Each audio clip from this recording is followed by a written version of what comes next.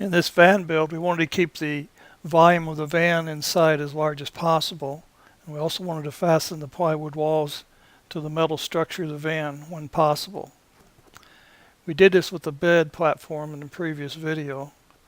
We attached the bed platforms right to the metal structure of the van. And this gave us the widest possible bed, which I think is 6 foot 2 inches or 3 inches, something like that. Attaching the walls directly to the sheet metal of the van proved very difficult because of this section right here. You notice there's a post on each side of the van, which is the back of the sliding door. The van's built so it could have a left sliding door also. But this post right here, if you look, there's one layer here, one thickness here. There's another thickness here. There's another thickness here. There's another thickness here. And this thickness up here is different than this thickness here on this vertical rib. So we had to find a way to make all of this work. We laid our floor plan out so that on the passenger side, the sink countertop would cover the bulge in this problem post. And on the driver's side of the van, there was a cabinet that would cover this problem post, upper cabinets and lower cabinets. So we in fact could cover up both posts, therefore we didn't have to bring the plywood across the high point of these posts.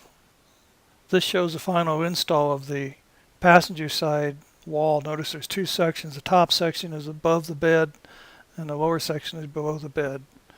And the plywood wall stopped just sort of the problem areas of this post. They're right there at the sliding door.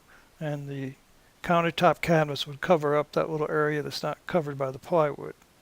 On the driver's side, we could use a deeper portion of that same post, and we had to cut the plywood to fit the shape of that post so we could use the deepest flange on the post.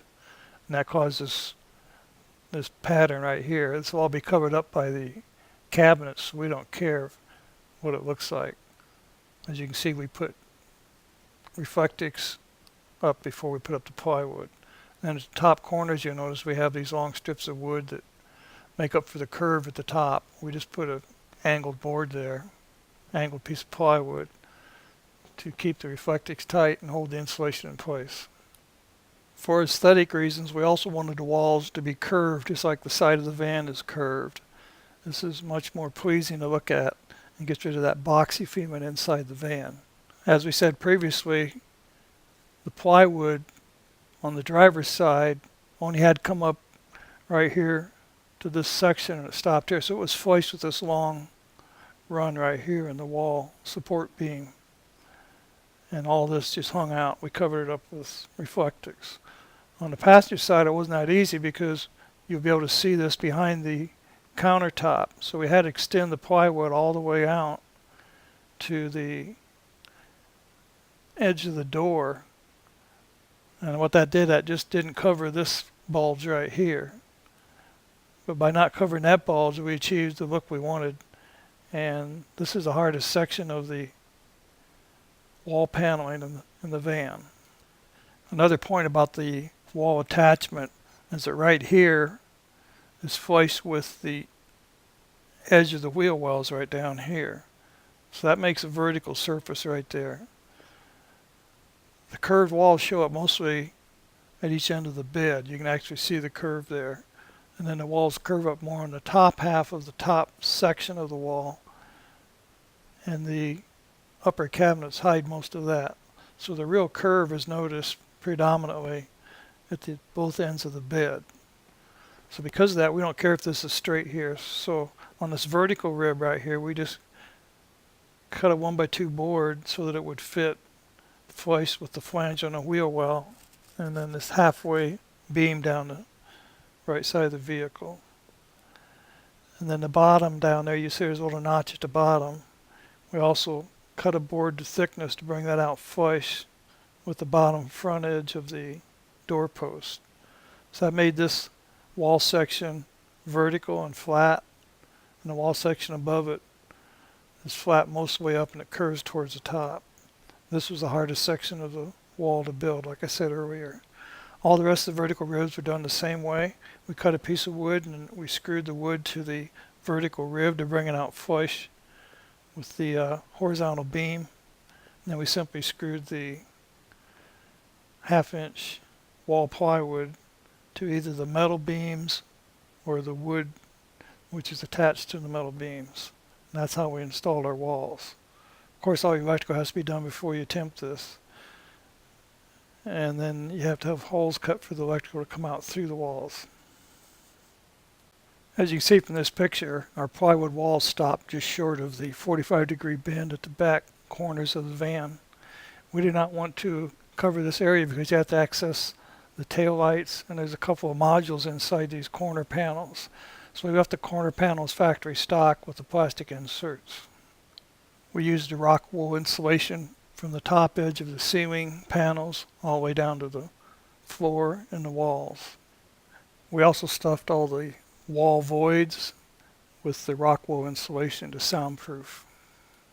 This gave us a nice soundproofing area, and of course you got to fight with the electrical to get it through all that. And we covered the insulation with Reflectix as we applied the paneling to the walls. That concludes the wall construction. We knew we wanted upper cabinets on the passenger side of the van, the left side of this picture, but we weren't sure if there would be head interference when we tried to raise our head up while lying in a bed. We wanted the head of the bed to be on the passenger side of the van. So we actually installed the mattress, laid on the mattress. We propped up this temporary facing for the upper cabinets on sticks and clamps. And we laid down and set up and found we had plenty of clearance. So we knew we could, in fact, have full-length upper cabinets on the passenger side. On the driver's side of the cabinets, we wanted a full wall of cabinets with the lower cabinet that came out nearly as far as the refrigerator, in the sense of having the refrigerator sticking out in the way. And the upper cabinets, we had to recess them back so that they didn't give you a closed-in feeling inside the van. So we ended up moving that top cabinet assembly 4 inches back from the front of the bottom cabinet assembly. This also wasn't a problem at the foot of the bed because the foot of the bed is just that we're putting a TV under those upper cabinets at the foot of the bed. So we now had our cabinet positioning pretty much straightened out. To finish the driver's side cabinet layout, we had to install this heat pump. The heat pump provides both air conditioning and heating, also dehumidifier. And it was like $350. A ceiling unit would cost like $1,200 to do the same thing. And the ceiling unit would raise the height of the van from its current 8 foot 8 inches to something close to 10 feet. We didn't want that. We wanted as low a clearance overhead as we could get by with. So we chose to modify a portable air conditioning unit for home use. If you notice, there's a black line on the shelf holding up the heat pump. We found out through trial and error that it was better to move the left side of that platform back 4 inches, just like the upper cabinets. This way, with this sharper angle, it allowed a person to sit in the swivel driver's seat and still view towards the back of the van without interference of this heat pump cabinet. As shown here, the swivel driver's seat is still too close to the cabinet. So we later on modified the swivel of the driver's seat to move it 2 inches closer to the center of the van. And that got the seat away from the cabinet. So now we have a good view towards the back of the van. This cabinet underneath the heat pump is our hanging locker, so we can hang clothes that need to be hung up. This also contains the equipment needed to charge a battery while driving, and that'll be fully explained in the electrical video. We determined the door size that we wanted on the driver's side upper cabinets, so we built the facing frame. We used pocket screws and glue to assemble these upper cabinet facings. Here you see a picture of the driver's side facings. Next we had to install the shelves. Here is a picture of inside the bottom shelf of the foot of the bed. Simply screw bolts to the wall, then run a cross piece out to the facing. Use pocket screws to fasten the facing to the cross boards. Then go underneath and nail. We used 1/8 inch plywood for the floor bottom and just glue and staple the plywood bottom up from underneath into this subframe. That makes the cabinet very light. It's the exact size we needed, and it's sturdy enough to put all of our clothes in. If you notice, the wall at the top of this picture is curved significantly. You can see down at the far left end of the picture. So this curve was accounted for by the cabinet ends. So we can cut the cabinet ends to fit the curve when we want to close the ends of the cabinet. So the cabinet is a very simple construction, and this is how we did it. We used number 8 screws to fasten the facing to the ceiling through the ceiling ribs. Remember the tight holes we talked about in the attachments. So we used tight hole stainless steel screws for strength, and we attached the facing to the ceiling. Then we built the bottom, which we just showed you, and then we closed in the ends later. Here we have a view of the bottom of the upper cabinets. It shows how the plywood has been stapled and glued to the bottoms of the cabinet frames, which gives you a very professional look.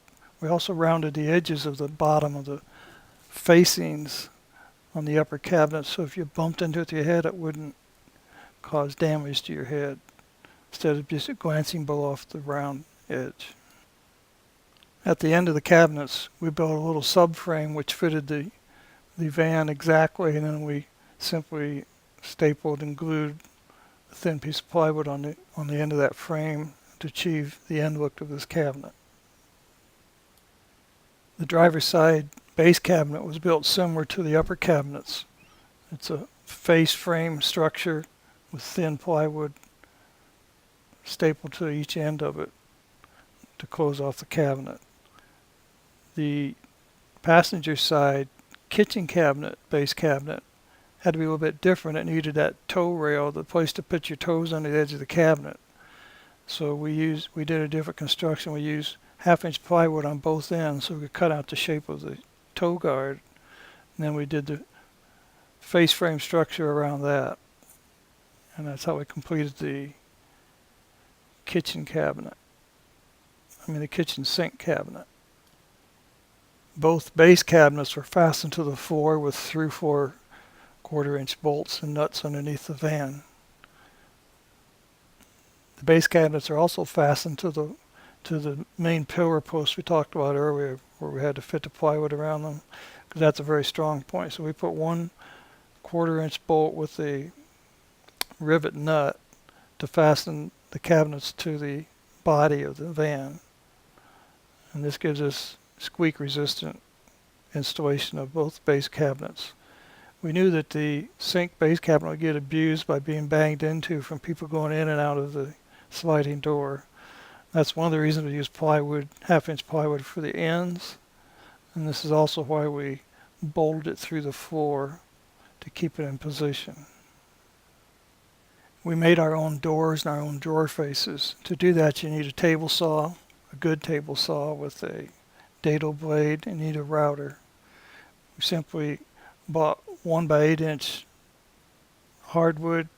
We cut it into 1.5-inch width strips and built the door frames with that.